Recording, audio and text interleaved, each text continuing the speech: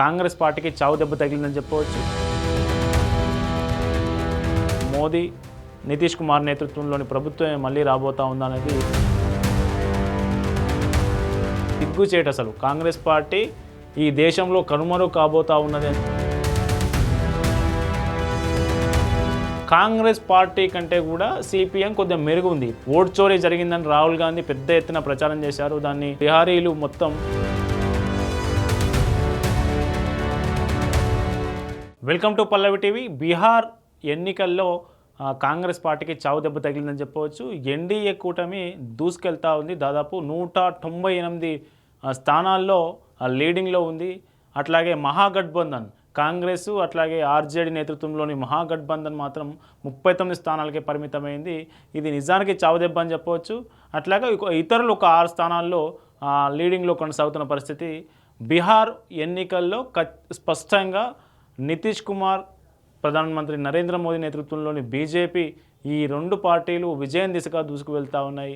ఈ రెండు పార్టీల నేతృత్వంలోని ఉన్నటువంటి అభివృద్ధిని బీహార్ ప్రజలు ఖచ్చితంగా నమ్మారు. మరోసారి అధికారాన్ని కట్టబెడుతున్న పరిస్థితి అయితే మనకు రిజల్ట్ చూస్తే తెలుస్తూ ఉంది.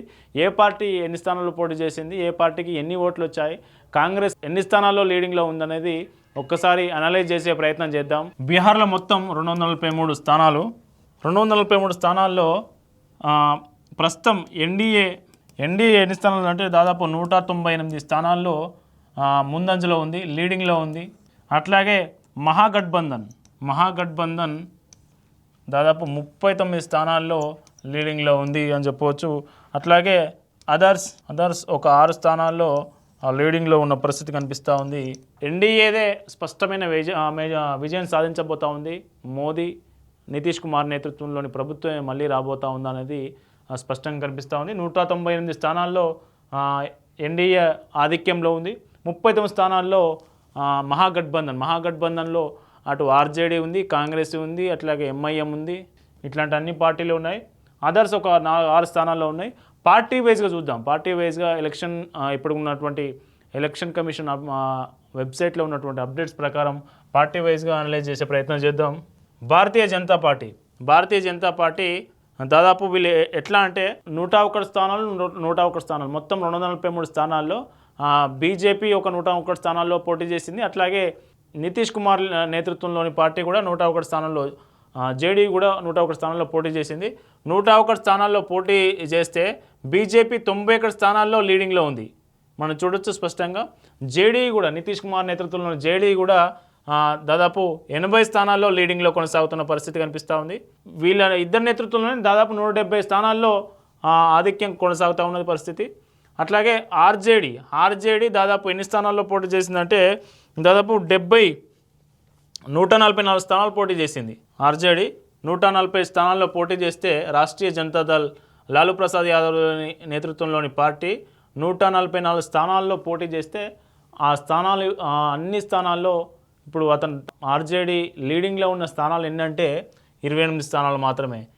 అంటే 144 ఎక్కడ, 28 స్థానాలు ఎక్కడ అంటే 28 అంటే 30 వేసుకున్నా కానీ దాదాపు 5 రెట్లు 1/5 పొజిషన్లో ఆ పార్టీ కొనసాగుతున్న పరిస్థితి లీడింగ్లో. కాంగ్రెస్ పార్టీకి అయితే నిజంగా చావు దెబ్బని తగిలింది. కాంగ్రెస్ పార్టీ దాదాపు 70 స్థానాల్లో పోటీ చేస్తే 5 స్థానాల్లో సిగ్గుచేటు. అసలు కాంగ్రెస్ పార్టీ ఈ దేశంలో కనుమరు కాబోతా ఉన్నది అని చెప్పడానికి బీహార్ అసెంబ్లీ ఎన్నికల్లో ప్రస్తుత రిజల్ట్ ట్రెండ్ చూస్తే అర్థమవుతూ ఉంది. 70 స్థానాల్లో పోటీ చేస్తే లీడ్లో కొనసాగుతున్నది కేవలం 5 స్థానాలు. ఈ 5 స్థానాలు విజయం సాధిస్తుందా లేదా కూడా తెలియదు. ప్రస్తుతానికి లీడ్లో కొనసాగుతూ ఉంది. ఈ 5 స్థానాలు అంటే నిజానికి సిపిఎం, సిపిఐ పార్టీల కంటే కూడా ఈ పార్టీ పరిస్థితి అత్యంత దారుణంగా ఉంది అని చెప్పడానికి మనం స్పష్టంగా కనిపిస్తూ ఉంది. అట్లాగే మజ్లిస్ కూడా 5 స్థానాల్లో కొనసాగుతూ ఉన్న పరిస్థితి చూడొచ్చు. ఏఐఎంఐఎం అట్లాగే హిందుస్థాన్ అవా మోర్చా 5 స్థానాల్లో, రాష్ట్రీయ లోక్ మోర్చా 4 స్థానాల్లో, సిపిఎం 3 స్థానాల్లో, సిపిఐ 1 స్థానాల్లో. అంటే దాదాపు ఎన్ని స్థానాలు అంటే సిపిఐ 15 స్థానాల్లో పోటీ చేసి 1 స్థానంలో కొనసాగుతూ ఉన్నది, లీడ్లో కొనసాగుతూ ఉన్నది. అట్లాగే సిపిఎం 12 స్థానాల్లో పోటీ చేసి 3 స్థానాల్లో లీడింగ్లో కొనసాగుతూ ఉన్న పరిస్థితి కనిపిస్తూ ఉంది. నిజానికి కాంగ్రెస్ పార్టీ కంటే కూడా సిపిఎం కొద్దిగా మెరుగు ఉంది. దాదాపు 15 స్థానాల్లో పోటీ చేసి 1/3 3 స్థానాల్లో లీడింగ్లో కొనసాగుతూ ఉంది సిపిఎం. కానీ కాంగ్రెస్ పార్టీ మాత్రం 70 స్థానాల్లో పోటీ చేసి 5 స్థానాల్లో లీడింగ్లో కొనసాగుతున్న పరిస్థితి కనిపిస్తూ ఉంది. మనం ఈ మ్యాప్ చూడొచ్చు. ఇది బీజేపీకి వచ్చినటువంటి బీజేపీ 90 స్థానాల్లో లీడింగ్లో ఉంది. అట్లాగే జేడీ 80 స్థానాల్లో లీడింగ్లో కొనసాగుతోంది. ఆ తర్వాత ఈ రెండు పార్టీల తర్వాత ఆర్జేడీ 28 స్థానాల్లో లీడింగ్లో కొనసాగుతూ ఉంది. కాంగ్రెస్ 5 స్థానాల్లో కొనసాగుతున్న పరిస్థితి. ఈ మొత్తం ఈ మ్యాప్లో కాంగ్రెస్ పరిస్థితి ఏందనేది ఇక మనం స్పష్టంగా గమనించవచ్చు. ఇది బీహార్ ఎన్నికలకు సంబంధించి. బీహార్ ఎన్నికలతో కాంగ్రెస్ పార్టీ ప్రభావం పూర్తిగా తగ్గిపోయింది. కాంగ్రెస్ పార్టీ ఏమాత్రం ప్రభావం చూపలేకపోయింది. అటు రాహుల్ గాంధీ పర్యటన చేసిన ఓటుకు చోరీ, నిజానికి బీహార్లో కూడా ఓటు చోరీ జరిగిందని రాహుల్ గాంధీ పెద్ద ఎత్తున ప్రచారం చేశారు. దాన్ని ఒక పవర్ పాయింట్ ప్రజెంటేషన్ కూడా ఇచ్చారు. అట్లాగే ప్రియాంక గాంధీ కూడా పెద్ద ఎత్తున ప్రచారం చేశారు. అక్కడ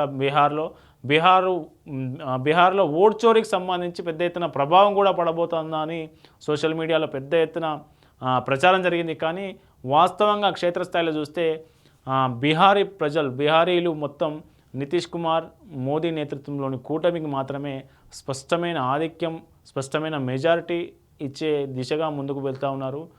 దాదాపు 3 గంటల వరకు ఈరోజు మధ్యాహ్నం 3 నుంచి 4 గంటల మధ్య పూర్తి ఫలితాలు వెళ్ళే అవకాశం ఉంది. ఎన్డీఏ మరోసారి బీహార్లో నితీష్ కుమార్ నేతృత్వంలోని ప్రభుత్వం ఏర్పడే అవకాశం ఉందని చెప్పవచ్చు స్పష్టంగా.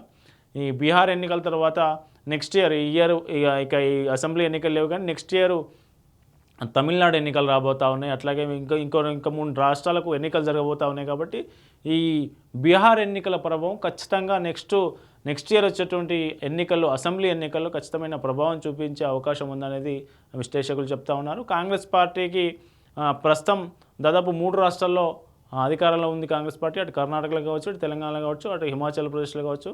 ఈ 3 రాష్ట్రాలు మినహా కాంగ్రెస్ పార్టీకి మళ్ళీ ఇంకే రాష్ట్రంలో అసెంబ్లీలో ఖాతా తెరిచే అవకాశం లేకుండా పోయిందనేది బీహార్ అసెంబ్లీ ఎన్నికల ఫలితాలు చూస్తే మనకు అర్థమవుతుంది.